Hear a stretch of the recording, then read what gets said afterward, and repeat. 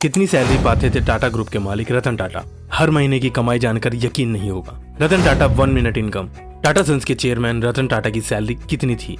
Tata motors, TCS, Tata steel, Tata power जैसी बड़ी कंपनियों के मालिक खुद हर मिनट कितना वेतन पाते थे?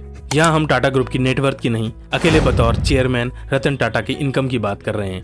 रतन टाटा को दुनिया न सिर्फ एक उद्योगपति बल्कि एक परोपकारी व्यक्ति के रूप में भी जानती है। टाटा सन्स के चेयरमैन 38,000 करोड़ की कंपनी के मालिक, दुनिया के 100 से ज्यादा देशों में 30 से ज्यादा कंपनियों के कंट्रोल रखने वाली शख्सियत, वो अनमोल रतन जिसे ना जाने कितने ही सफल कारोबार खड़े कर दिए, जिसे भारत के उद्योग जगत को नई ऊंचाई दी। लेकिन क्या आप जानते हैं खुद बतौर टाटा चेयरमैन रतन टाटा को कितनी सैलरी मिलती थी? रतन टाटा का जन्म 28 दिसंबर 1937 को मुंबई में हुआ था। वह नवल टाटा और सुनी टाटा के बेटे थे।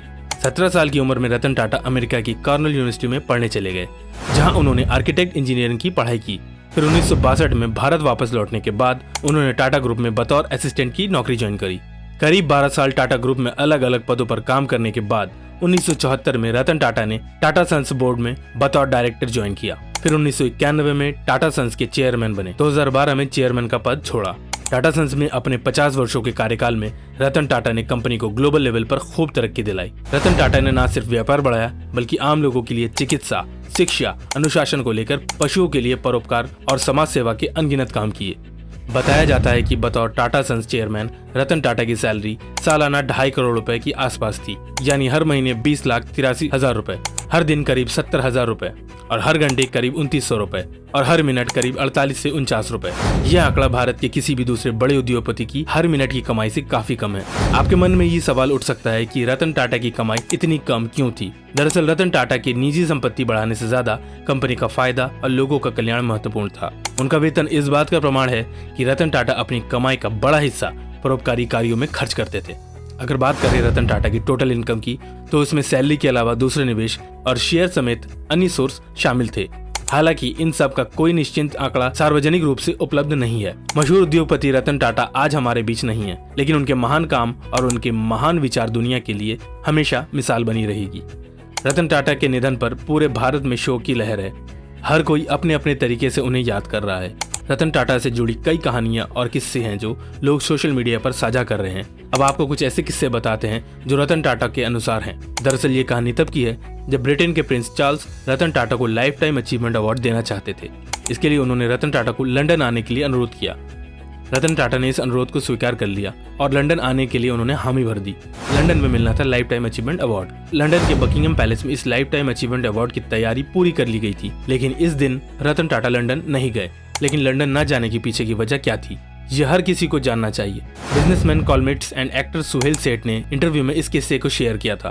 उन्होंने कहा कि 6 फरवरी को रतन टाटा को लाइफ टाइम अचीवमेंट अवार्ड दिया जाना था। इसे लेकर बकिंगम पैलेस में पूरी तैयारी कर ली गई थी। इस दौरान वो 2 या 3 फरवरी को लंदन पहुंचे।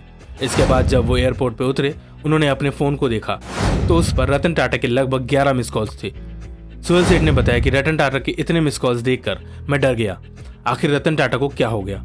इसके बाद उन्होंने रतन टाटा को फोन किया और पूछा कि आखिर क्या हो गया। जब रतन टाटा ने सुहेल सेठ को बताया कि उनके डॉग टैंगो और टीटो में से कोई बीमार है, वो इस हालत में उन्हें ऐसे छोड़कर लंदन नहीं आ सकते।